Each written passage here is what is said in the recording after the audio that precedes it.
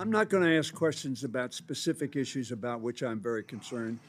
I subscribe, frankly, to the remarks that Mr. Lauro, our ranking member, made, however, Mr. Secretary, with reference to my concerns about what is happening. First of all, let me ask you this.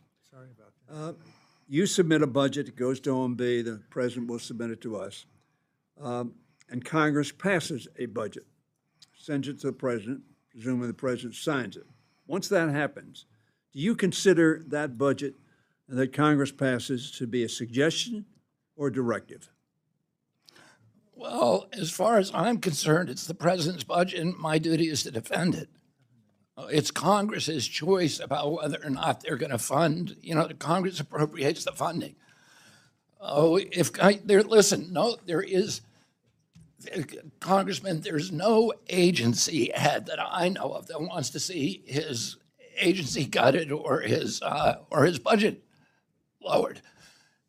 There's tremendous waste in my agency. It grew by 38% during the Biden administration, and public health went down. Okay, I got 5 minutes. But I just say this. President Trump has a broader vision than me, which is that the $2 trillion we're spending a year that we don't have is landing on our children. That is a health crisis for them. Mr. Secretary, my question to you respectfully was, do you believe it is a suggestion or a mandate? This is a very important issue, which we differ greatly with the administration and with Mr. Musk, that willy-nilly, without Congress's approval, they can remove things, take things away, defund things, fire people. That is not my proposition. I want to know whether it is your proposition. You've answered in the sense that once the budget is adopted, you need to carry it out. Now, whether that was President Trump that signed that budget or President Biden that signed that budget, I presume your premise is the same. Is that correct? I don't know whether you're asking me a rhetorical question, because I think it's self-evident. It's not a rhetorical question. It's whether or not you think once the Congress says we're going to spend X number of dollars on X objective, Y objective, that you will follow that. Yes. Okay, that's the answer I wanted. Incidentally, that happens throughout history. The Republican.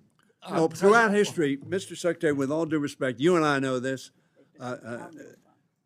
Mr. Nixon said that was not the law, that he could take whatever and he took it as a suggestion, and he wanted to impound.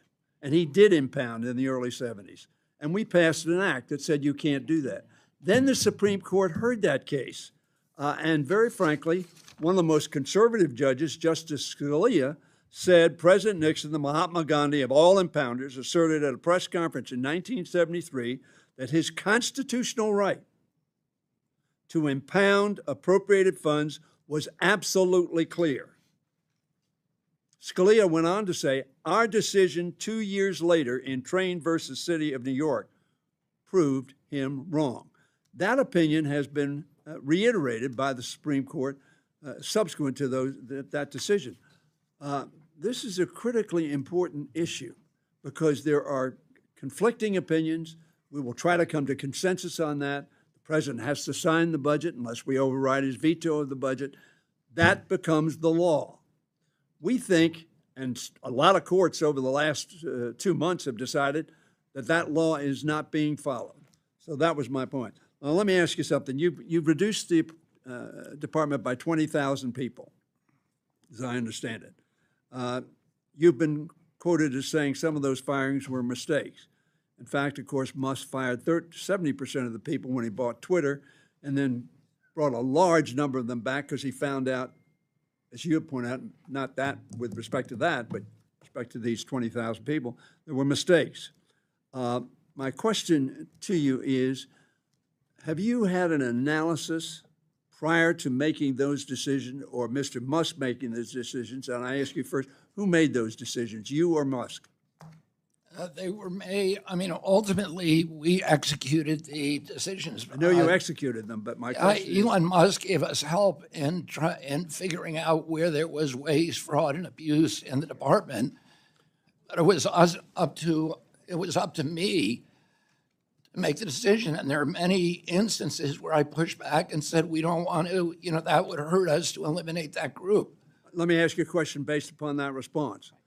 Was there an analysis of the consequences of these cuts and the reduction in force and elimination of programs?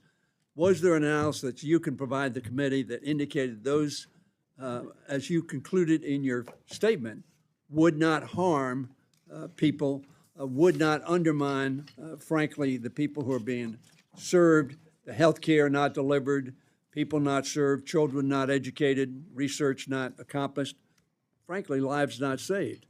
Is there an analysis that you can provide to this committee prior to us determining the budget that will show that, in fact, those cuts will not be harmful to those objectives? Yeah, I mean, yeah, there were analysis. The simplest analysis was at the outset, the analysis that we're spending $2 trillion a year that we don't have. Mr. Musk said he was going to cut when you're $2 trillion. spending $2 trillion more than you have to make cuts. The other analysis that was more detailed is that Children or the Indians that you're so concerned about? we didn't cut the Indians. We didn't No, I cut the understand Indian that. services. I'm asking you, you said we have to cut. I made sure that those services were not cut. I made sure that Head Start was not cut. But the cuts that were done were cuts that were to duplication, to redundancy, to streamlining. We increased our workforce 70% in 4 years, so we were going back to the 2019 levels. Mr. Reagan, And I would ask, Mr. Reagan said he was going to cut waste, fraud, and abuse. He increased the budget deficit by 189%, the highest of any president in history. No analysis. I am. you. We're allotted 5 minutes, and I am trying to be lenient. Instead of cutting somebody off in mid-sentence. But if y'all could be respectful to me, so that we can sort of wrap up when I start tapping. So